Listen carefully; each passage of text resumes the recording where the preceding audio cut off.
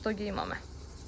Моменталната состојба со движењето на бегалците низ нашата земја е доста стабилна, така да немаме никакво зголемување на бројот на бегалци, што не значи дека ги нема.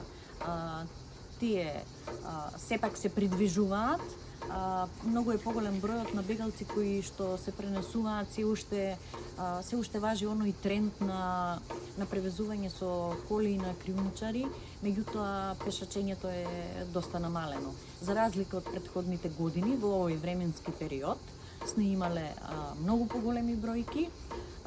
Топлото време, нели, они сепак го користат, меѓутоа оваа година е малку поинаку.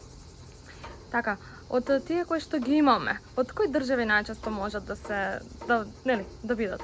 Да, секогаш е тоа стандард, го имаме Авганистан, го имаме Пакистан, Сирија и ретко од некои други земји.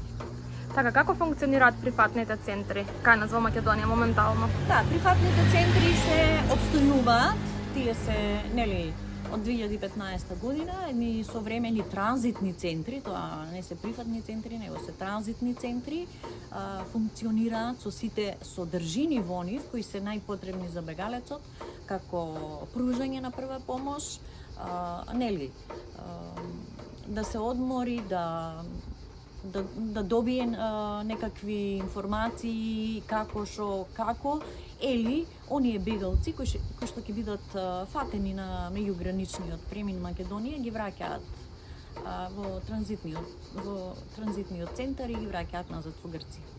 Дали имаме некаква бројка, еве на светско ниво или кај нас, колку најчесто поменуваат? Жално е дури да се спомне оваа бројка, што званичен податок за 2024 веќе имаме 120 милиони раселени лица од своите домови. Бројката е многу загрижувачка и навистина е преголема.